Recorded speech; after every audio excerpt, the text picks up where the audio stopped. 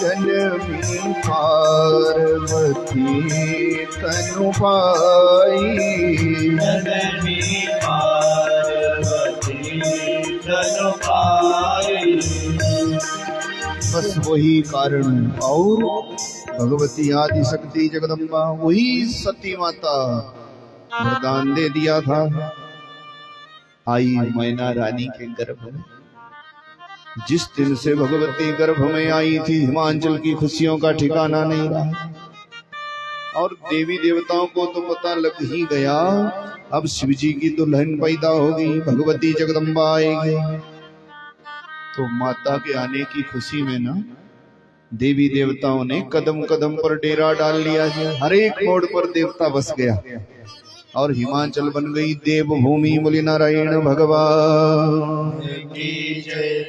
हिमाचल के यहाँ भी किसी प्रकार की कमी नहीं रही।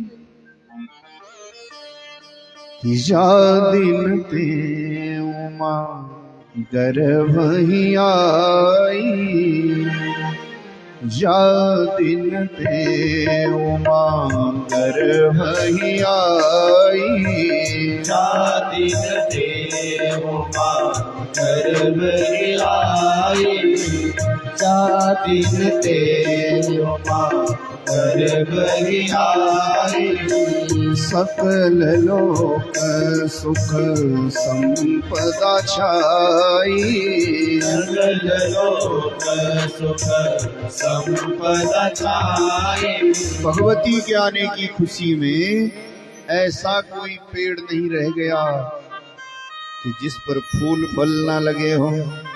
फूलों का पेड़ था, उसमें फूल लग गए, फलों के पेड़ में फल लग गए, सब पर्वत पहाड़ हरे भरे हो गए भाई।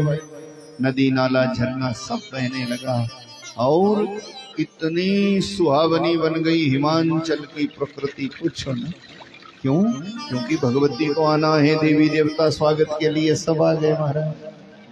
और वही सती माता जो पहले दक्ष कन्या बनी थी, एक अंश से देवताओं का कल्याण करने को वही भगवती महाकाली अब पार्वती के रूप में प्रकटी। चैत्र का महीना शुक्ल पक्ष अष्टमी तिथि, जिसको हम दुर्गाष्टमी बोलते हैं, प्रकटी थी भगवती। बोली जगत जननी जगदम्बा मैया। किसी की खुशी का ठिकाना नहीं।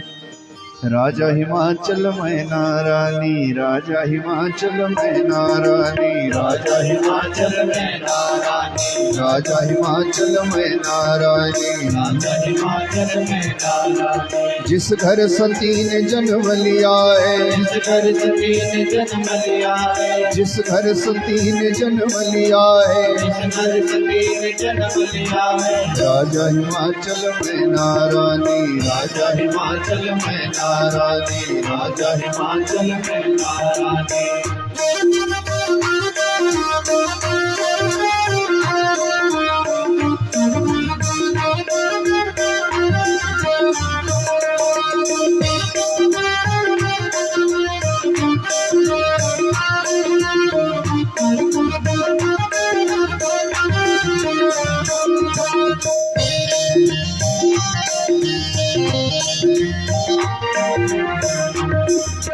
गौरा ने जब जन्म लिया था, गौरा ने जब जन्म लिया था, वेदों ने गुणगान किया था, वेदों ने गुणगान किया था। गौरा ने जब जन्म लिया था, गौरा ने जब जन्म लिया था, वेदों ने गुणगान किया था, वेदों ने गुणगान किया था। खुशी हिमाचल राज मनाई, खुशी हिमाचल राज मनाई, जिसके घर में कन्या आई, जिसके घर में कन्या आई। राजा हिमाचल मैना रानी, राजा हिमाचल मैना रानी, राजा हिमाचल मैना रानी, राजा हिमाचल मैना रानी। जिस घर सती ने जन्म लिया है, जिस घर सती ने जन्म लिया है, जिस घर सती ने जन्म लिया है, जिस घर सती ने जन्म लिया है। राजा हिमाचल मैना रानी, राजा हिमाचल मैना रानी, राजा हिमाचल मैना रानी।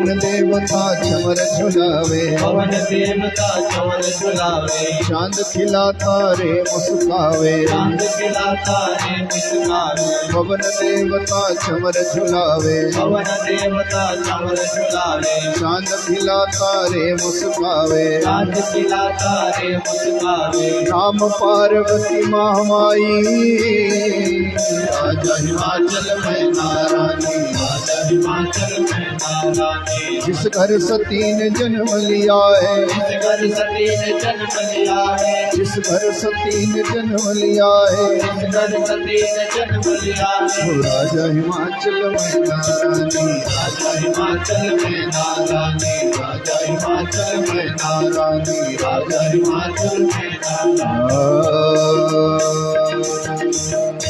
तो जी कन्या के रूप में प्रगति भगवती आदि जगदम्बा पर्वत की पुत्री है, इसीलिए पार्वती बोलते हैं। पर्वत की पुत्री है तो पार्वती हुई। सो महाराज सर्वांग सुंदरी कन्या, देवताओं ने तो पहले ही जगह जगह डेरा डाल लिया था। बड़ा भारी उत्सव हुआ हिमांचल में। भगवती की जन्मस्थली है ये हिमांचल ना, ये भगवती जगदम्बा को समर्पित है। यहीं पर देवियां बसती हैं। सो भगवती आदि शक्ति की कृपा है इस हिमांचल पर। ये पार्वती माता का मायका है। सो किसी की खुशी का ठिकाना नहीं रहा हमारा। देवी देवताओं ने खूब खुशी मनाई। हिमांचल में जगह जगह भगवती के आने की खुशी मनाई गई। देवी देवता सो तरह तरह का रूप बना के जाते भगवती का दर्शन करने हिमांचल के महलों।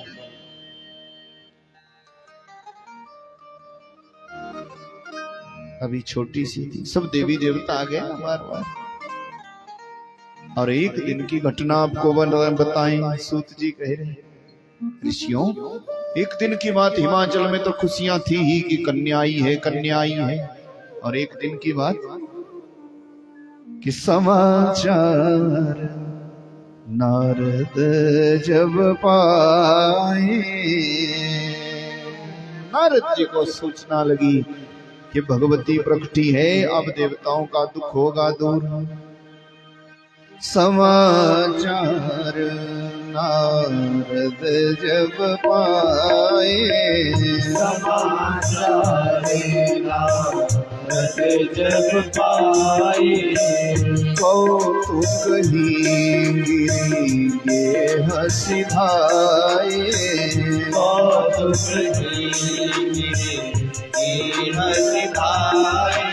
महाराज नारद जी भी आ गए। नारद जी ने सोचा अब आगे का काम काज करें। नारद तो जानते हैं ना, नारम ज्ञानम ददाति इति नारद, जो ज्ञान प्रदान करे, जो भगवान से मिलाने का रास्ता बताए वो नारद, जो हमारे को खरा रास्ता बताए वो नारद, देवता लोग दुखी हो जाए उनका काम करे वो नारद, जब सहायता के लिए कोई ना आए पुकार लो वो नारद। या तो यूं समझ लो कि भगवान का मन ही नारद है। देवताओं का काम करने को पहुंच गए हिमांचल में आकर के, और चले गए हिमाचल के महलों में। बड़े खुशी हुई है हिमाचल महाराज मैना रानी, खूब स्वागत सत्कार किया नारद जी का। ये तो है देवलोक के नारद, और एक पृथ्वी के नारद होते बहुत खतरनाक होते भाई, उनसे बच करके रहो। एक दिन तो कोई कह रहा था ये पृथ्वी के नारद बड़े भारी खतरनाक होते, और ये हर एक गांव में हर एक मोहल्ले में एक दो दो जरूर होते जो पूरे गांव का बेड़ा बिठा के रख लेते हैं। नारायण भगवान ऐसे नारदों से बचो, कथा सुनो प्रेम से। ये पृथ्वी के नारद अलग होते, ये तो स्वर्ग के हैं ना, जो नारम ज्ञानम ददाती थी, जो ज्ञान प्रदान करे, गरीब गुरबे की रक्षा करे, जिसकी बात कोई सुने ना उसकी बात सुने, बात भगवान तक पहुंचाए, वो तो है स्वर्ग के नारद। पर पृथ्वी के इतने खतरनाक होते हैं, जिसकी लड़ाई कभी ना हो उसका झगड़ा करा देते। पूछो ना, अपना उल्लू सीधा करने के लिए पता नहीं किस हद तक झूठ बोलते। और जो पृथ्वी के नारद होते हैं ना, उनको मजा ही तब आता जब पड़ोसी दुखी होता है, आनंद लेते उसमें। ऐसे हर जगह होते, एक दो दो। तो समझ में आ जाए तो फिर आप बच कर के रहिएगा। बोलिए नारायण भगवान की जय। समझ में तो आता, समझ में आता सबके, सबके आता, किसके नहीं आता। मैं तो प्रयत्न करता सरल करके बोलूं, इतना सरल कि जो सबको समझ में आ जाए, जिसको बड़ा बूढ़ा भी प्रेम से समझ पाए और साधारण से साधारण भी प्रेम से समझ पाए। ये अपना स्वभाव है। भगवान करे आपकी समझ में आए। हिमांचल महाराज के यहाँ प्रगति पार्वती सो आता, समझ में आता, आता का पास हो गया। नारायण भगवान की जय। सो महाराज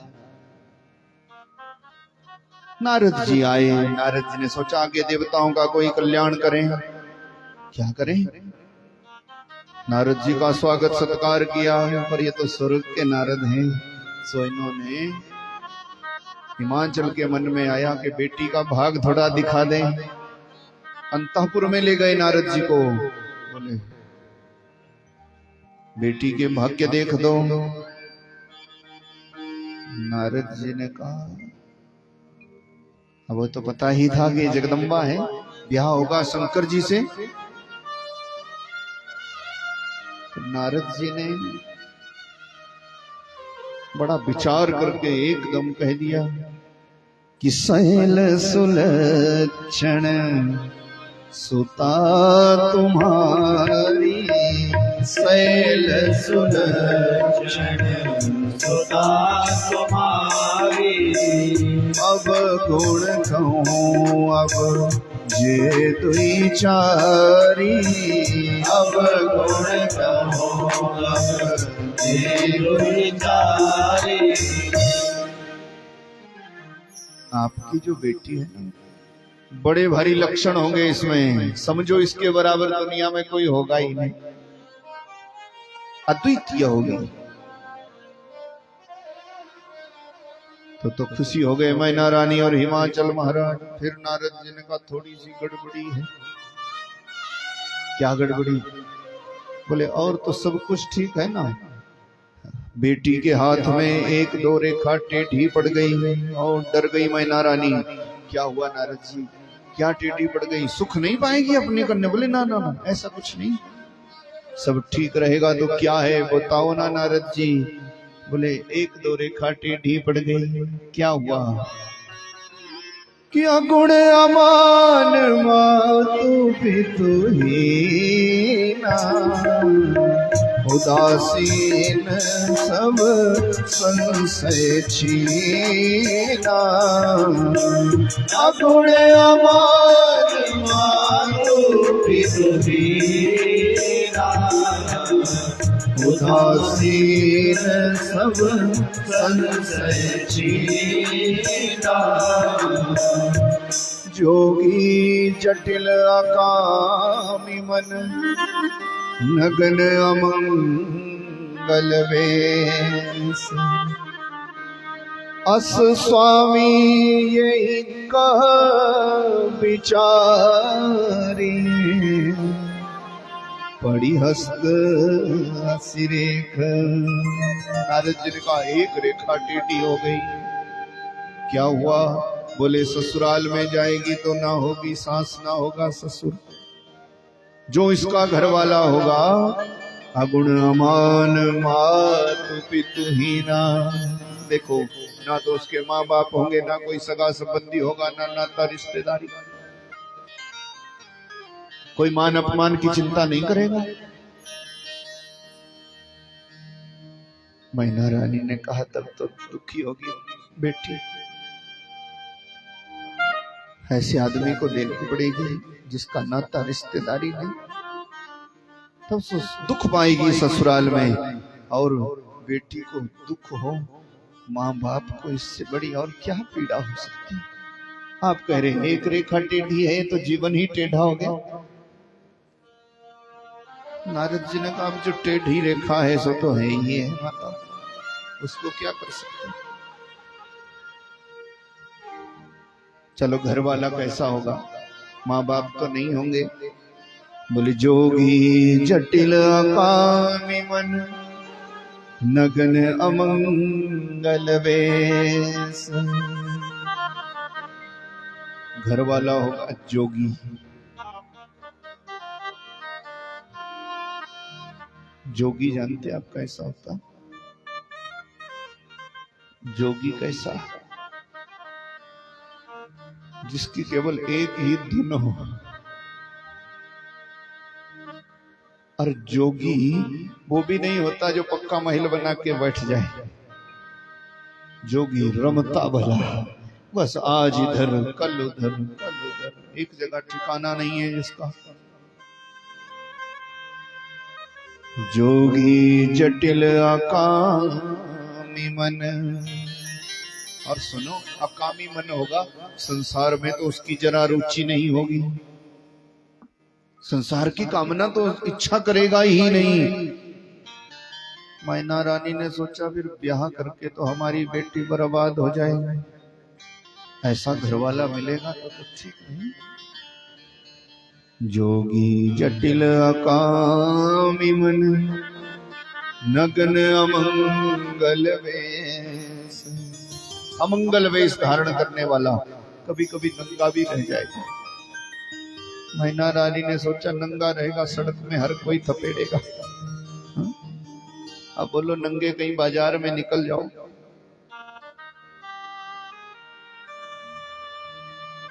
मैना रानी ने सोचा है तो अच्छा नहीं हुआ, अमंगल वेश धारण करेगा, अलग ही दिखेगा, ऐसा घर वाला मिलेगा। अब तो मैना रानी और हिमांचल चिंता में पड़ गए।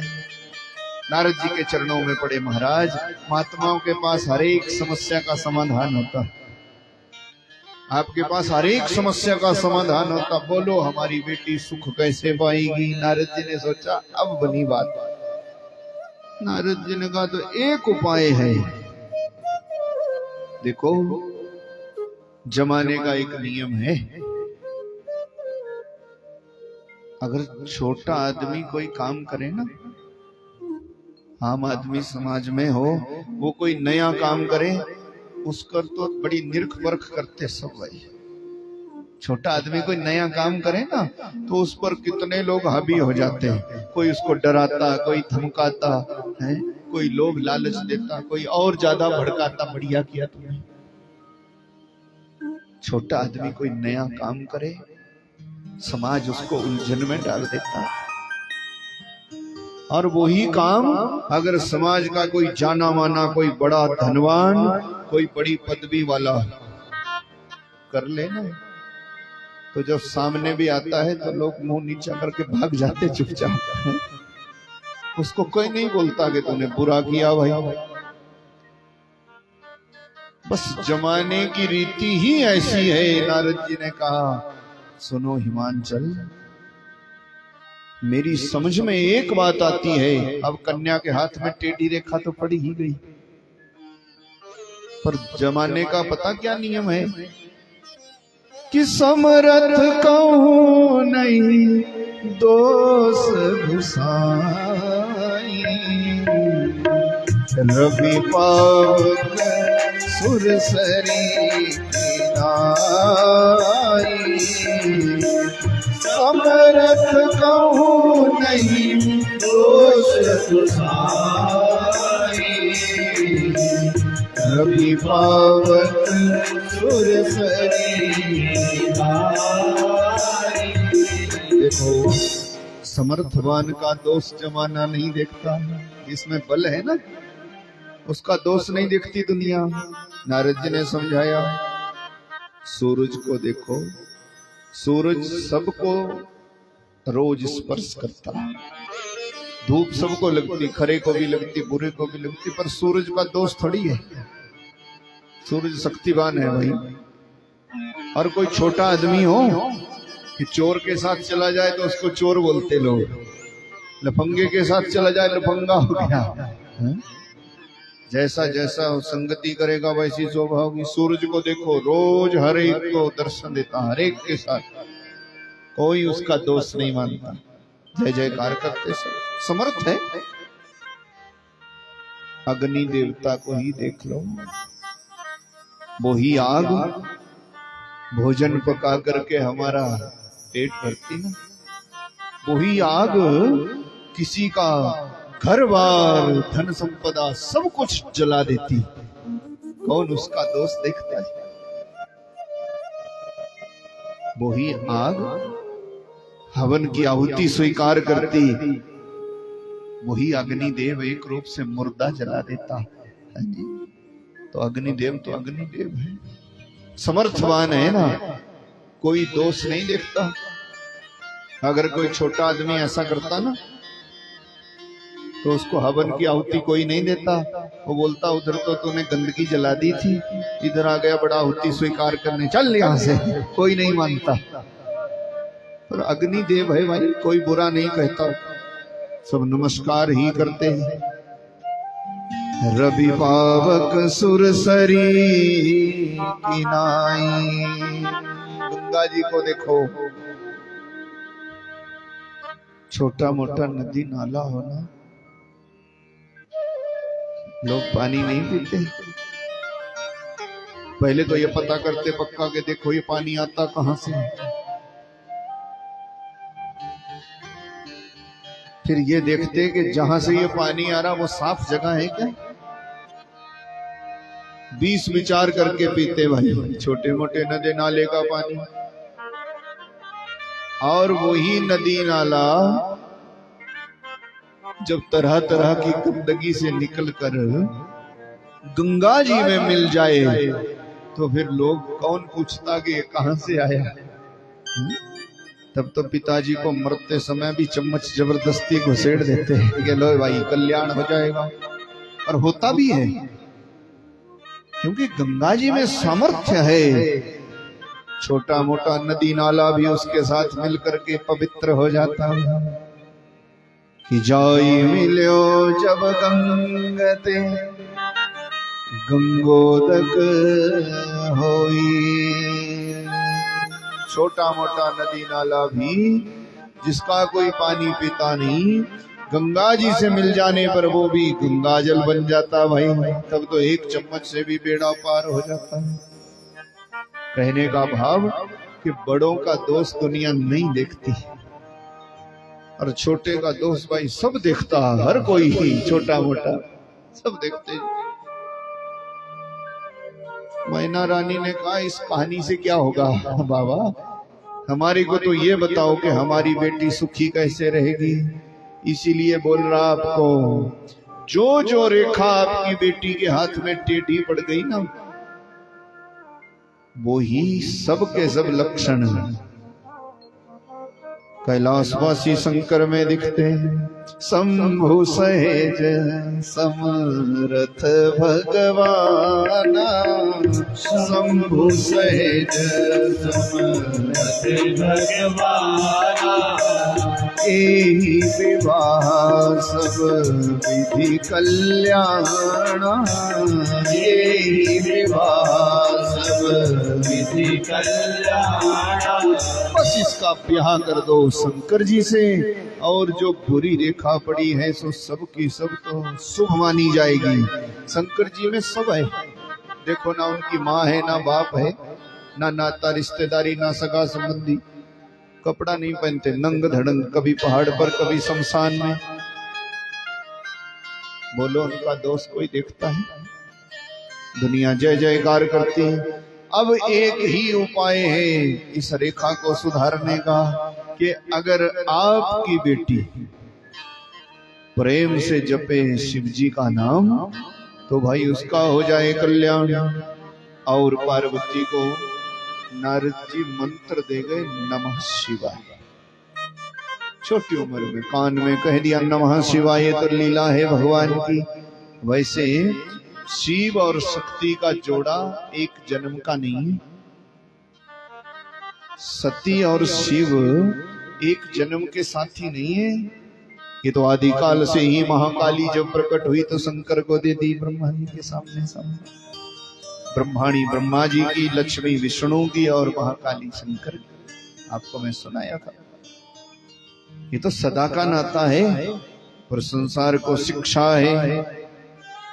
सो महाराज नारद जी कान में दे गए मंत्र।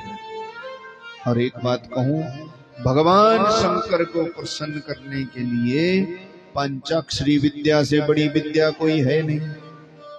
भोला बाबा को प्रसन्न करना हो तो जल का एक लोटा चढ़ा दो, थोड़ा दूध का चम्मच मिल जाए तो बाबा खुशी। पूछो, मंत्र कोई बड़ा नहीं है, बस नमः शिवाय नमः शिवाय नमः शिवाय।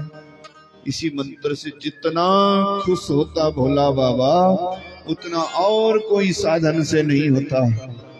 एक मिनट बाप से बोलो ना, नमः शिवाय ओम नमः शिवाय नमः शिवाय ओम नमः शिवाय नमः शिवाय ओम नमः शिवाय नमः शिवाय ओम नमः शिवाय नमः शिवाय ओम नमः शिवाय नमः शिवाय ओम नमः शिवाय नमः शिवाय ओम नमः शिवाय नमः शिवाय ओम नमः शिवाय नमः शिवाय ओम नमः शिवाय नमः शिवाय ओम नमः शिवाय नमः शिवाय ओम नमः शिवाय नमः शिवाय ओम नमः शिवाय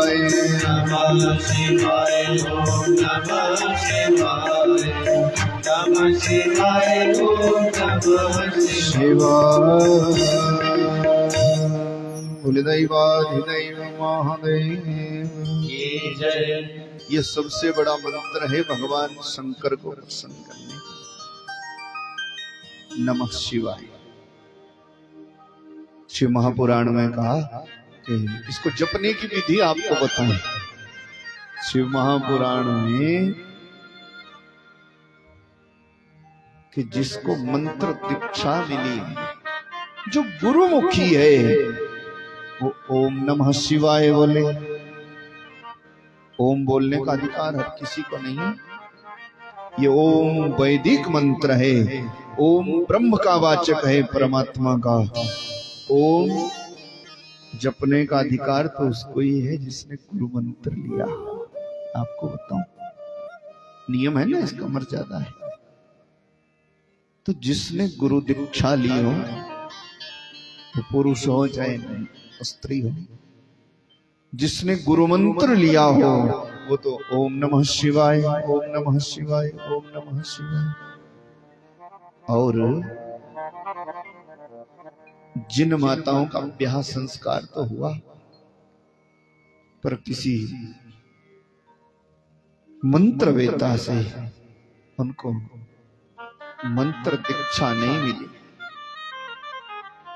और जो दीक्षाहीन पुरुष है उनको ओम बोलने का अधिकार नहीं है। नमः शिवाय नमः शिवाय नमः शिवाय। जिन्होंने गुरु मंत्र लिया है ना, गुरु दीक्षा है जिनके पास, वो ओम नमः शिवाय। और जो दीक्षा विहीन है, भले ही ब्याह संस्कार माताओं का, शिव महापुराण कहते दीक्षाहीन को नमः शिवाय नमः शिवाय नमः शिवाय। और जो कुमारी कन्या है, जिनका ना ब्याह संस्कार अभी हुआ और ना उन्होंने मंत्र दीक्षा ली, उनको शिवाय नमः शिवाय नमः शिवाय नमः शिवाय नमः शिवाय नमः शिवाय नमः, ऐसे बोलना चाहिए। तो ये नियम है। ओम नमः शिवाय, नमः शिवाय और शिवाय नमः।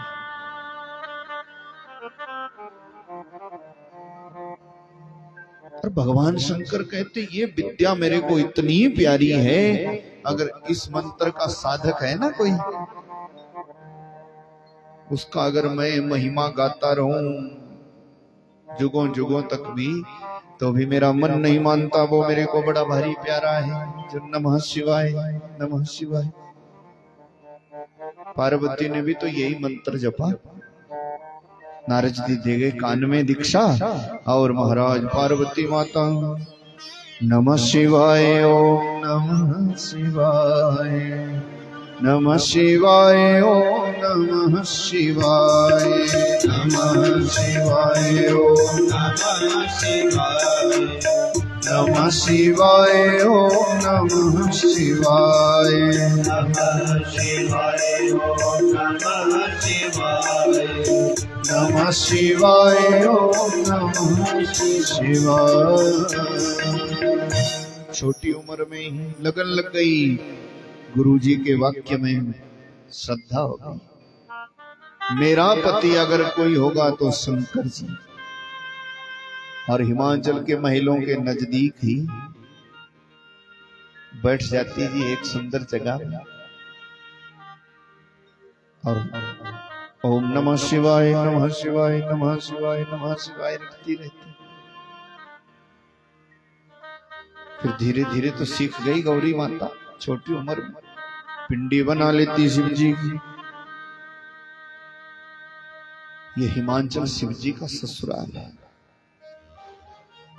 और हिमाचल महाराज के महलों की कल्पना करी गई तो संत लोग बताते हैं कि जम्मू से जब श्रीनगर रोड पर जाते हैं ना, जो लोग गए हैं, वहां से लगभग 125 किलोमीटर जाने पर एक स्टेशन आता है पटनी टॉप। ध्यान से सुनना, कभी आपको जाना पड़े तो देखो। पुराना नाम उसका मान तलाई है, और आज बस रुकती वहां पे, उसको पटनी टॉप स्टेशन बोलते हैं। वहीं से एक सड़क जाती भाई, थोड़ी दूरी पर एक सुंदर जगह है, शिवजी भगवान का प्यारा मंदिर है, उसको बोलते शुद्ध महादेव। बोली शुद्ध महादेव की जय। आता आपकी समझ में, ये शुद्ध महादेव वही जगह है जहां पार्वती माता बाल्यकाल में शंकर जी की आराधना करती, बैठ जाती प्रेम से, घंटों जपती रहती नमः शिवाय ओम नमः शिवाय ओम नमः शिवाय। देवी देवता देखने को आते रहते। तो मानतलाई में वो जगह शुद्ध महादेव। कथा सुन के तो ज्ञान होता, सुनाते रहते ना हम जगह जगह। बाद में कुछ लोगों ने हमें बोला भी, कई साल पहले हमने सुना था, फिर विश्वास तो हुआ नहीं, तो देखने को गए। शुद्ध महादेव बहुत सुंदर जगह है, बहुत भव्य मंदिर है शिव जी का, पार्वती माता का मायका बोलते हैं। वहीं पर थे हिमाचल के महल, और महाराज पार्वती माता प्रेम से स्तुति करती भगवान शंकर की। खैर, अब पार्वती माता तो लगी भगवान का भजन करने। नारद जी खुशी हो गए। नारद जी ने कहा चलो अब तो काम बन गया। उधर देवताओं को लगा पता, दुख की घड़ियां बहुत लंबी होती ना। देवताओं ने सोचा अब तक काम नहीं बन रहा, तो अब क्यों ना, अब तो दुल्हन भी आ गई है। और देवताओं ने पृथ्वी को किया है दुखी, तो पृथ्वी भी सुंदर नारी का रूप बना के देवी देवता भी एक बार फिर गए कैलाश पर्वत पर कि चलो भोला बाबा को मनाएं। तरह तरह से मनाया भोला बाबा को, स्तुति गाई, प्रभु प्रभु उठो ना। ओ देवों में महादेव शिव जी, देवों में महादेव। देवों में महादेव शिवजी, देवों में महादेव। देवों में महादेव शिवजी, देवों में महादेव। देवों में महादेव शिवजी, देवों में महादेव। देवों में महादेव शिवजी, देवों में महादेव। देवों में महादेव शिवजी, देवों में महादेव। देवों में महादेव शिवजी, देवों में महादेव।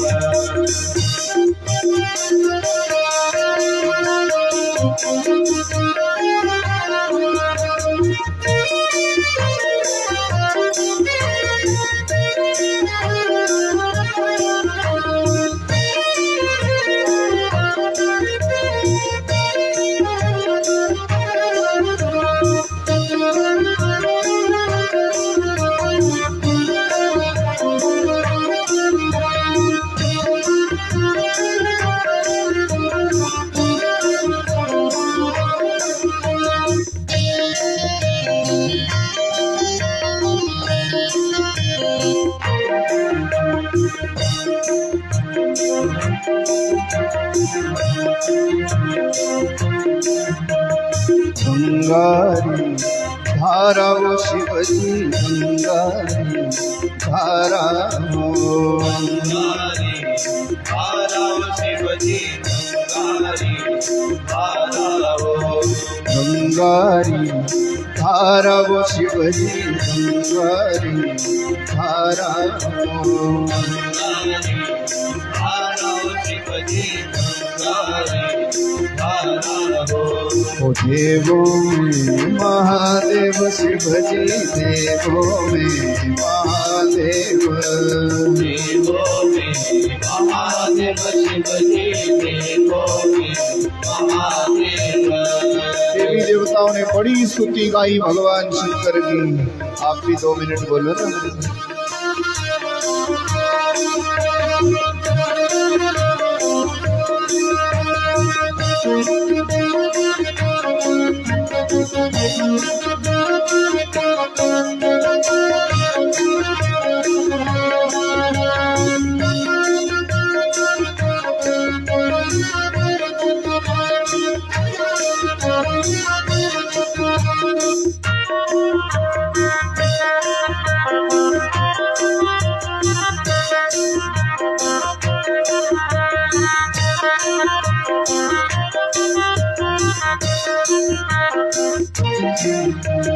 सर्पानी माला वो शिवजी, सर्पानी माला हो।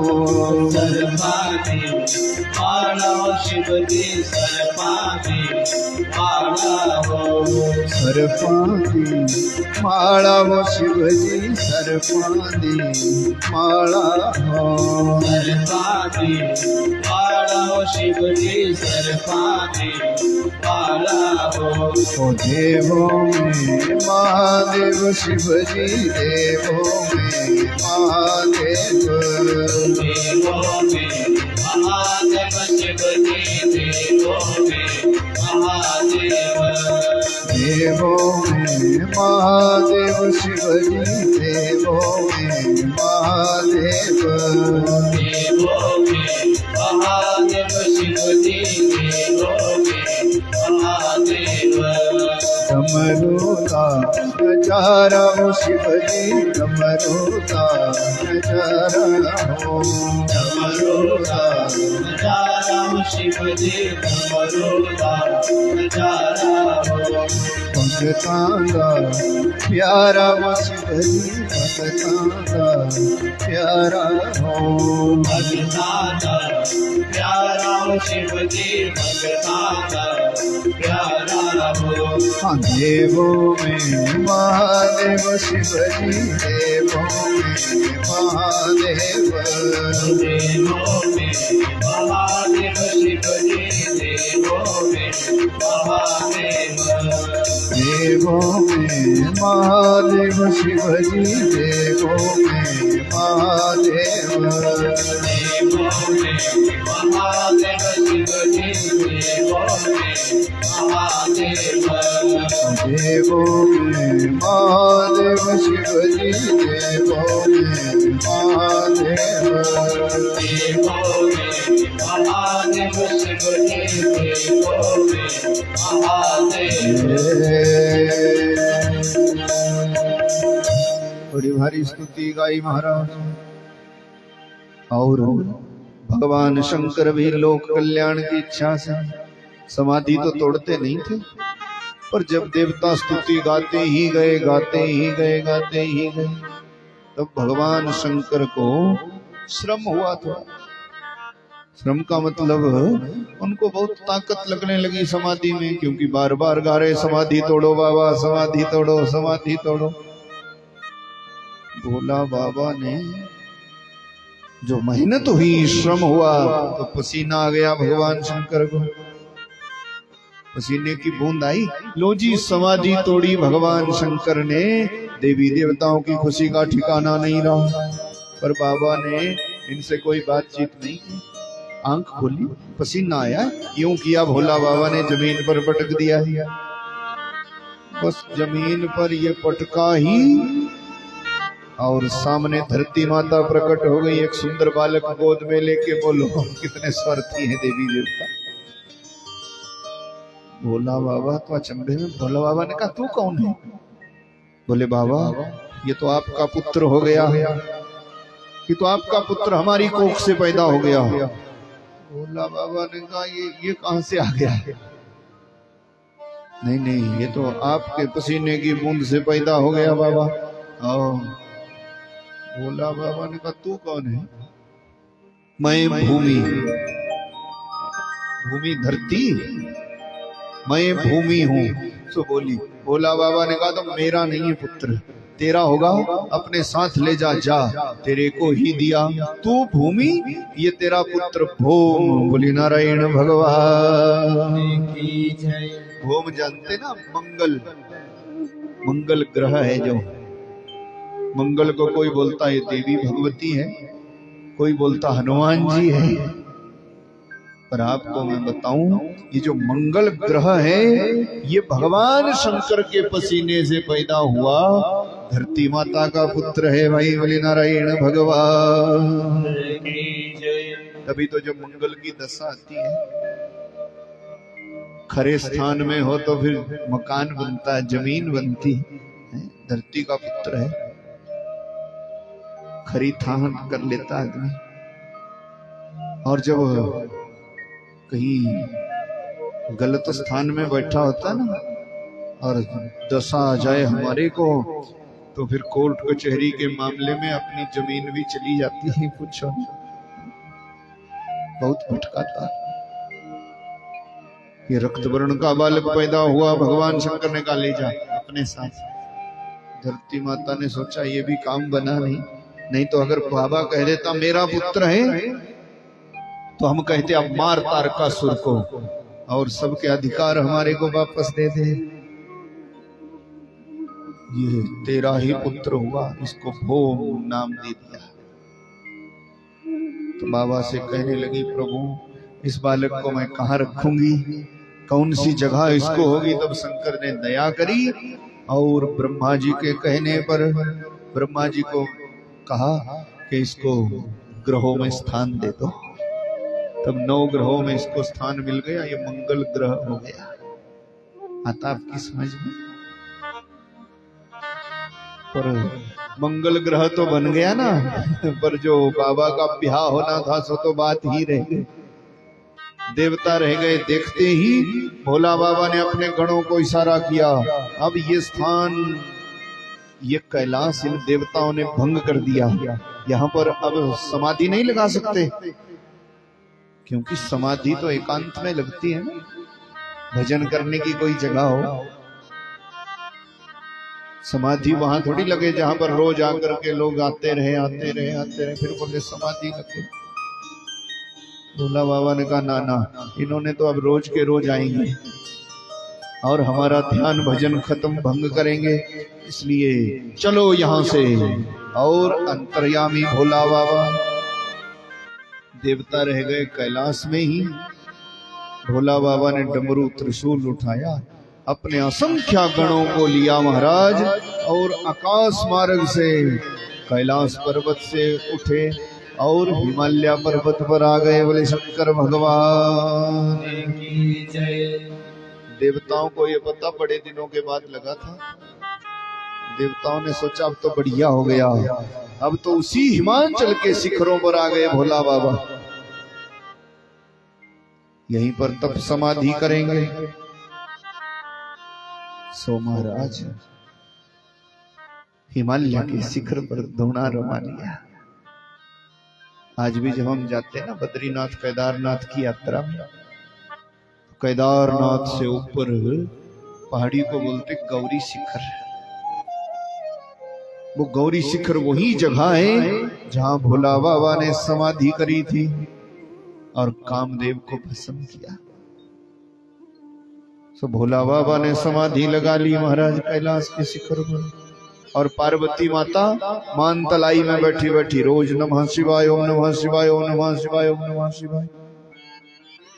अब हिमाचल महाराज को पता लगा अपने सेवकों से कि आपके राज्य में जटाजूटधारी भगवान शंकर आ गए तप करने को।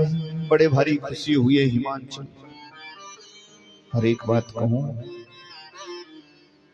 उसी राजा के राज्य में सुख समृद्धि होती जो अपने इलाके में भगवान का भजन कभी हो जाए, कोई संत महात्मा आकर के समाधि लगा ले, या कोई पुण्य का काम हो अपने इलाके में, तो बिना बुलाए राजा का पहला फर्ज होता कि वो वहां पर जाएं और वहां की सुख सुविधा, वहां के बारे में ज्ञान करें कि क्या कमी है, और जितनी कमी हो उसको दूर करने का प्रयत्न करें।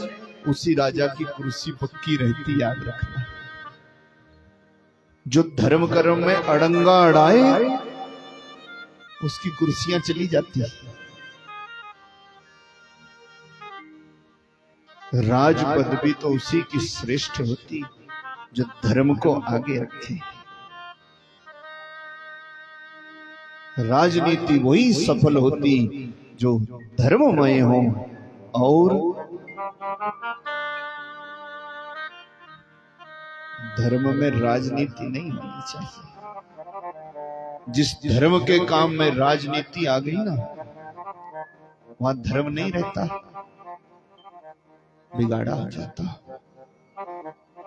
तो जिस इलाके में कहीं पुण्य का काम लगा हो, कहीं भगवान का भजन लगा हो, तो पहला फर्ज वहां के राजा का होता, वहां के मुखिया का होता कि वो जरा सत्संग पूजा पाठ हवन कहीं लगा हो ना इलाके में, कहीं मंदिर बन रहा, कहीं वहां की सुख सुविधा देखें, और वहां पर जितना हो जाए सहयोग करो, फिर मेरा जिम्मा, आपकी कुर्सी को कभी खतरा नहीं आ सकता। बोले शंकर भगवान की जय। पर कई बार ऐसा होता पदवी पर बैठे लोग ना, और कहीं चाहे बखेड़ा खड़ा करे चाहे नहीं, पर धर्म के काम में जरूर टांग अड़ाते। और कुछ हो ना, ऐसे राजा का कोई ठिकाना नहीं रहता। भाई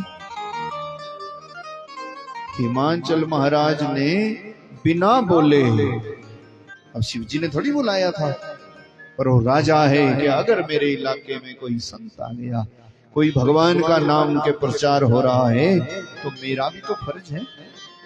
लो जी, खाने पीने का सामान भरा अपने सेवकों के पास, और चलो हिमालय के पहाड़ पर।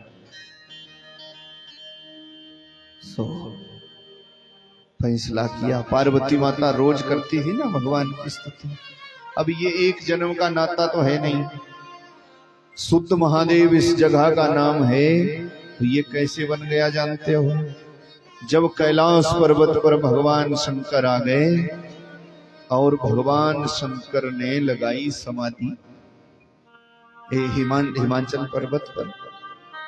अब गौरी शिखर में लगी समाधि शंकर जी की, और मानतलाई में पार्वती भजन करती। देखने को आते एक राक्षस है सुधांत, सुधांत नाम है इसका, बड़ा मैला कुचैला, बड़े बड़े चेहरा इसका, विकराल दांत तुम्हारा। जिसने देखा छोटी सी बेटी कितने नियम के साथ भजन करती, जहां पार्वती नमः शिवाय नमः शिवाय नमः शिवाय नमः शिवाय जपती थी ना, पीठ के पीछे खड़ा हो गया, देखने लगा कितनी निष्ठा से जाप करती। पार्वती माता ने पूजन पूरा किया, अपना मंत्र पूरा किया, और फिर परिक्रमा करने लगी। जब पीछे की तरफ मुड़ी तो सुधांत का दर्शन हुआ। ये राक्षस क्या पता मेरे को खा जाए, विकराल था ना।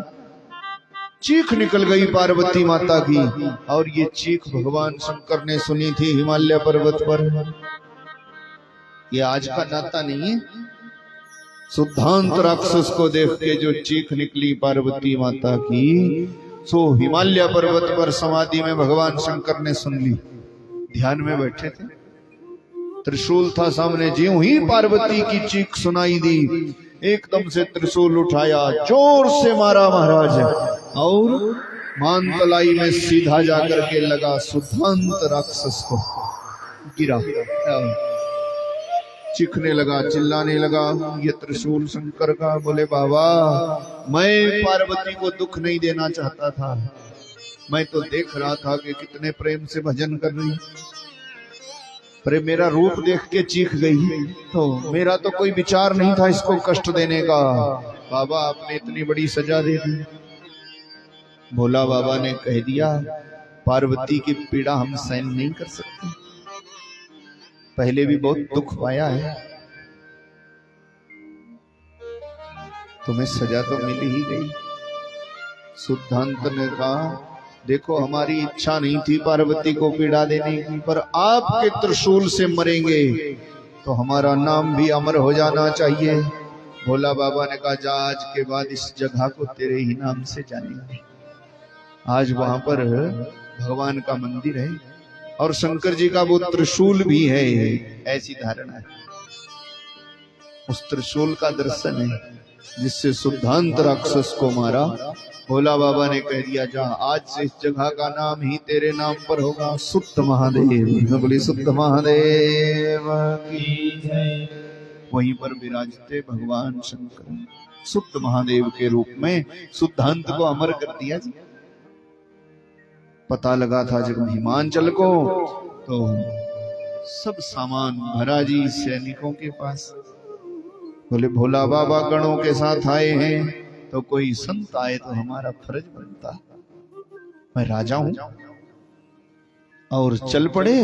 मैना रानी को लग गया पता कि ये तो शंकर जी आ गए हैं, पार्वती का ब्याह उनके साथ होगा, नारद जी कह गए। मैना रानी ने कहा, सुनो महाराज सुनो, जब पार्वती का ब्याह ही शंकर जी से होना है और वो खुद चल के आ गए कैलाश से, हमारे पहाड़ के शिखर पर बैठे बैठे, तो आप एक काम करो ना, पार्वती को भी अपने साथ ले जाओ। मैना रानी ने जोर जबरदस्ती पार्वती को भेज दिया जी हिमाचल के संग। अब भोला बाबा थे समाधि में, भगवान शंकर के पास जब हिमाचल पहुंचे, सो महाराज पार्वती माता पास साथ में थी। गणों ने मना कर दिया, खबरदार बाबा समाधि में है, वहां नहीं जा सकते। पर हिमाचल ने कहा, हम राजा है, हमारे राज्य में ही समाधि करने को आए हैं भोला बाबा, हम दर्शन करना चाहते, तो राजा को मना ही नहीं है। गणों ने कहा, ठीक है आप दर्शन करो, जाओ। भगवान शंकर को दंडवत प्रणाम किया हिमाचल ने। पार्वती साथ में है। भोला बाबा ने जब देखा महाराज हिमाचल आए हैं, तो अभिनंदन किया। हाँ, हमारे को यहाँ कोई तकलीफ नहीं, खाने पीने का सामान लाए सो गणों के पास रख दो, हम तो भजन करेंगे। हिमांचल ने कहा बाबा ये हमारी बेटी है पार्वती, निरंतर आपका भजन करना चाहती और यहीं पर अपने पास रख लो इसको। देवता तो हो गए खुशी, देवताओं ने सोचा है तो कलयुग जैसा ब्याह हो गया, पर भोला बाबा ने तो मर्यादा नहीं बिगाड़नी थी।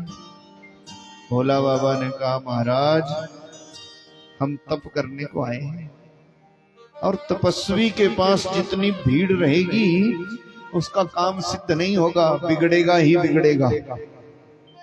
तो अपनी बेटी को आप अपने साथ ले जाओ। देखो अगर तप करने का विचार हो ना तो जितना जितना हो जाए एकांत में रहो। कोई तप करने की इच्छा हो तो एकांत में रहो। इसीलिए जो सच में महात्मा होता, जो सच में सन्यासी है, वो भीड़ पसंद नहीं करता भाई।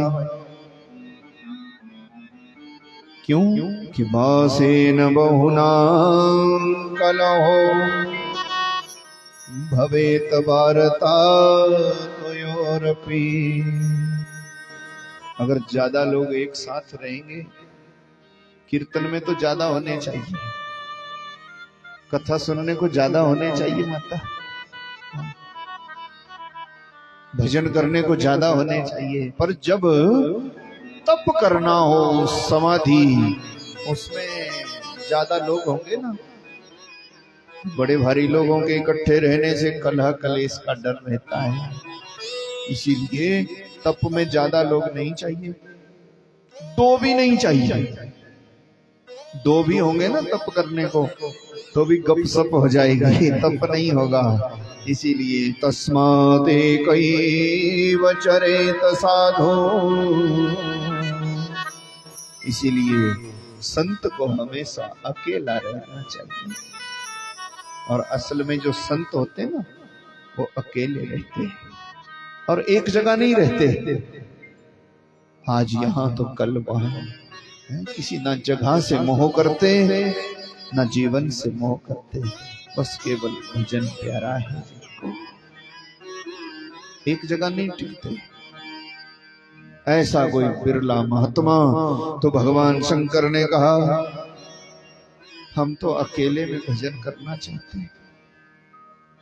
जब बार बार आग्रह किया तो भोला बाबा ने इतनी स्वीकृति दी लोक कल्याण के लिए, तो अंतर्जामी है कि अगर आपकी बेटी चाहती ही है तो यहाँ तो रह नहीं सकती, पर इतनी हम दे देते इजाजत कि वो अपने महलों से रोज आए, अपनी सखियों के संग दूर से दर्शन करे, पूजा करे, जो उसके मन में आए सो करे और फिर चुपचाप चली जाए, हमसे कोई बातचीत ना करे।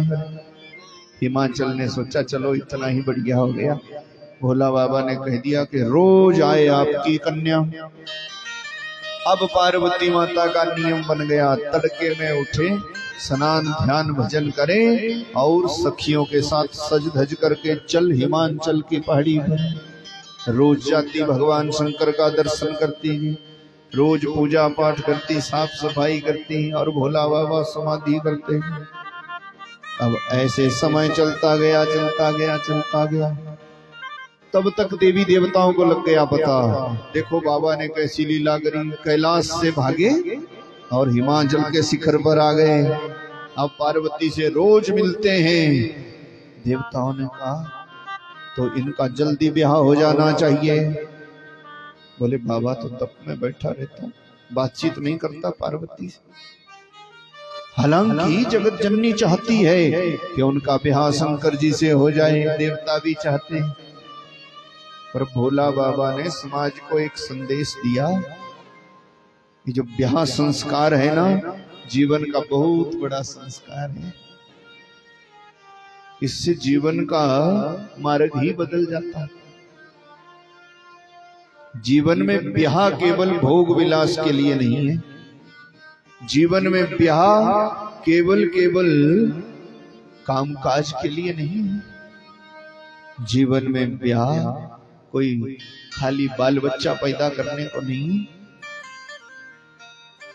ब्याह तो भजन 2 गुना हो जाना चाहिए।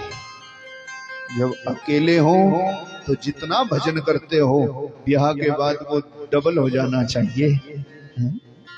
परमात्मा की प्राप्ति का साधन है हम सुधरी हुई गृहस्थी हो, खूब भजन किया जाए। और महाराज जिसमें सांसारिक वासना कम हो और भगवान का भजन ज्यादा हो, बाल बच्चे संस्कारी हो, नित्य प्रति हमारे घर में भगवान का भजन पूजन।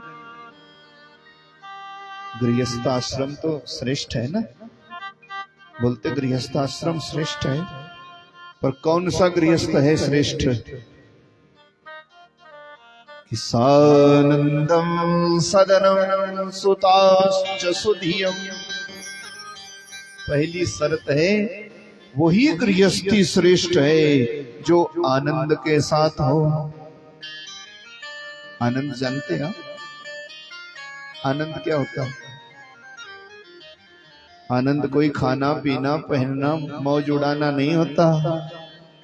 आनंद जानते क्या होता? आनंद पहली शर्त है गृहस्थाश्रम की कि जो आनंद के साथ जिया जाए वही गृहस्थी धन्य है। आनंद क्या? बोली आनंद कंद भगवान की जय। जिस घर में भगवान का भजन रोज हो वही गृहस्थी धन्य होती। भगवान ने जब सब कुछ दिया, हर एक घर में पूजा पाठ होना चाहिए। तूने इतना दिया बनवारी ओ बांके बिहारी कि मैं तो मालो माल हो गया। भगवान का रोज करो धन्यवाद और तड़के में उठ करके भगवान का करो भजन। हर एक घर में धूप जगना चाहिए, ज्योति जगनी चाहिए, शंख ध्वनि होनी चाहिए। हर घर में भगवान की आरती पूजा रोज प्रेम से होनी ही चाहिए। यही गृहस्थ का पहला नियम है। जिस घर में भगवान का भजन और पूजा पाठ रोज होता नहीं है ना, वो घर घर थोड़ी, वो बसने लायक नहीं है। वो तो जीवन ढो लेना है कि बार बार पैदा होते जाओ मरते जाओ। वो तो फिर पशु की तरह है। देखो खाते पीते पशु भी हैं, बाल बच्चे पशु भी पैदा करते हैं, उनके भी परिवार होते हैं। अगर ज्ञान नहीं जागा जिंदगी में तो फिर कैसी गृहस्थी, कैसा मनुष्य जन्म? तो सोचो विचारो। भगवान का करो धन्यवाद, उन्होंने मनुष्य जन्म दिया है और महाराज यहाँ तक पहुंचाया, देखने को आंख दी, सुनने को कान दिया, तो उनका शुक्र करो। तूने इतना दिया बनवारी वो बांके बिहारी कि मैं तो मालो माल हो गया। तूने इतना दिया बनवारी वो बांके बिहारी कि मैं तो मालो माल हो गया। तूने इतना दिया बनवारी वो बांके बिहारी कि मैं तो मालो माल हो गया। तूने इतना दिया आपसे बोलो प्रेम से बजाओ ताली। फिर 4 भी बज रहे, 4 भी बज रहे थे, तो थोड़ा खुल जाओगे ना तो फिर उसमें भी मजा आएगा। तूने इतना दिया बनवारी वो बांके बिहारी के मैं तो मालो माल हो गया। तूने इतना दिया बनवारी वो बांके बिहारी के मैं तो मालो माल हो गया।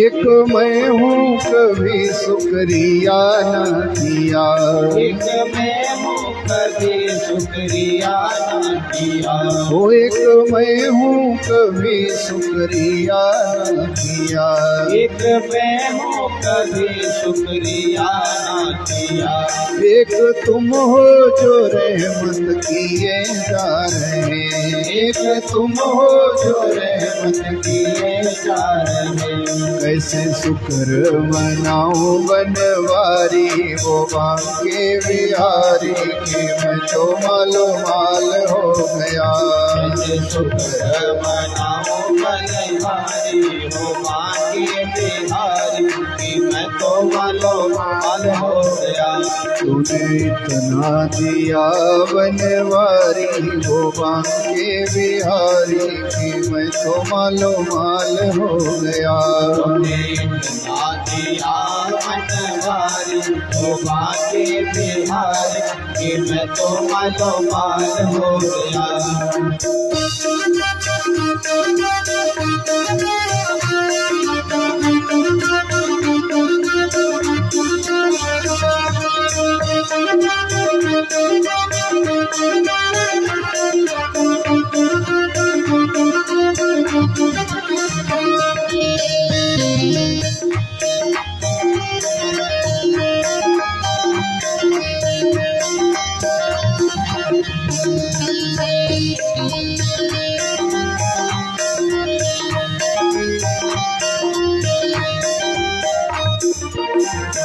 एक मैं हूँ खता पे खता कर रहा, एक मैं हूँ कला पे कला कर रहा, एक मैं हूँ खता पे खता कर रहा, एक मैं हूँ कला पे कला कर रहा, एक तुम हो जो माफी दिए जा रहे, एक तुम हो जो माफी दिए जा रहे, अब कैसे बताऊं बनवारी अब कैसे बताऊं बनवारी हो बांके बिहारी की मैं तो मालो माल हो गया, कैसे बताऊं बनवारी हो बांके बिहारी की मैं तो मालो माल हो गया, वो तूने इतना दिया बनवारी हो बांके बिहारी की मैं तो मालो माल हो गया, तूने इतना दिया बनवारी हो बांके बिहारी की मैं तो मालो माल हो गया, एक मैं हूँ जो माया में लिपटा हुआ, एक मैं हूँ जो माया पे लिपटा हुआ, एक मैं हूँ जो माया में लिपटा हुआ, एक मैं हूँ जो माया पे लिपटा हुआ, एक तुम हो जो मार्ग दिखाए रहे, एक तुम हो जो मार्ग दिखाई रहे, अब शरण लगाओ बनवारी, अब शरण लगाओ बनवारी हो बांके बिहारी की मैं तो मालो माल हो गया, तूने इतना दिया बनवारी हो बांके बिहारी की मैं तो मालो माल हो गया, तूने इतना दिया बनवारी हो बांके बिहारी की मैं तो मालो माल हो गया, तो सतगृहस्थी की पहली शर्त है कि सानंदम, आनंद के साथ हो, जो भगवान के भजन के साथ जो गृहस्थी हो वही सर्वश्रेष्ठ है भाई। सानंदम सदनम, फिर सुनो, फिर तो महल भी होना चाहिए। हाँ, घर बनाओ, बढ़िया बात, घर खूब बनाओ, बड़ा बनाओ, पर उसमें सबसे जो अच्छी जगह लगे ना, वहां ठाकुर जी का मंदिर बनाओ, वहां ठाकुर जी को रखो और फिर प्रेम से रहो। मेरा जिम्मा कोई गड़बड़ी आ जाए। सानंदम सदनम सुताश्च सुधियम, बाल बच्चे संस्कारी हो जाए जिस घर के, वो गृहस्थी श्रेष्ठ होती। जिसमें सांसारिक विषय वासना, सांसारिक भोग विलास हो कम और भगवान का भजन हो ज्यादा, वही गृहस्थी धन्य होती है। सतमित्रम स्वाधनम। एक बात और कहूं, जिस घर में माताएं बहनें मीठा बोलने वाली हों, बाल बच्चे संस्कारी हों, नाता रिश्तेदारी नौकर चाकर विश्वासघात ना करे, ईमानदार हो, उस घर के मुखिया को स्वर्ग का इंतजार नहीं करना चाहिए। स्वर्ग उसके घर में ही रहता है हमारा। और जिस घर की माताएं बहनें कड़ुआ बाणी वाली, जिस घर की माताओं की बाणी कड़ कड़ कड़ कड़ बार बार हर एक बात पर टोका टोकी कर कर कर, कड़ुआ बाणी जिस घर में माताओं बहनों की हो, बाल बच्चे कदाचित संस्कारहीन हो जाए, न पढ़े लिखे, न सीढ़ी हो जाए, बेइज्जती कराए जगह जगह, और नौकर चाकर नाता रिश्तेदारी बेईमान हो जिसकी, उस मुखिया को नरक का भी इंतजार नहीं करना चाहिए, नरक उसके घर में ही रहता है। बोलिए वृंदावन बिहारी लाल की जय। तो फिर गृहस्थी नरक बन जाती है। इसीलिए मीठा बोलो। माताएं बहनें घर में मीठा बोलने वाली हो ना, सहन शक्ति वाली हो, तो थका हारा दिन भर के झंझटों से घर में आने पर कितनी थकान तो यूं ही मिट जाती है, जब प्रेम से दो बात कर ही लो।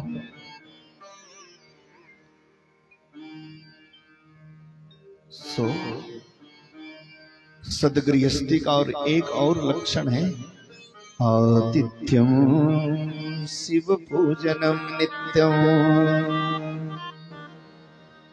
द्वार पर कोई भिखारी आ जाए, कोई अतिथि आ जाए, जितनी सामर्थ्य हो, खाली हाथ ना लौटे। आजकल तो भीख मंगे भी वीआईपी हो गए हैं, पूछो ना।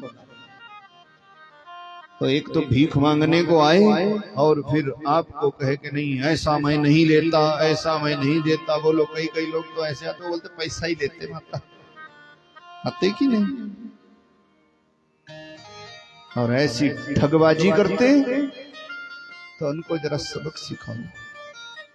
देखो एक तो मांग मांग करके करोगे और फिर करोगे नहीं लेता मैं।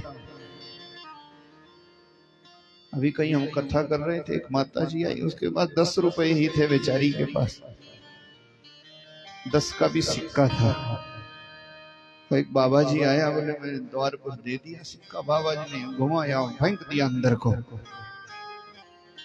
फिर मेरे पास आ गई, बोले अब श्राप दे देगा बाबा। मैं का श्राप उसको लगा है माता, तेरे को श्राप नहीं देगा। पर जब ऐसा कर रहा था तो थपेड़ना चाहिए था ना। ये संस्कृति पर धब्बा है, सनातन को धब्बा है। द्वार से भिखारी कभी खाली हाथ ना लौटे, पर जो मन मर्जी का चाहे भाई, वो तो मेहनत करके मिलता है, मांग करके तो वही मिलेगा जो आगे की सामर्थ्य होगी।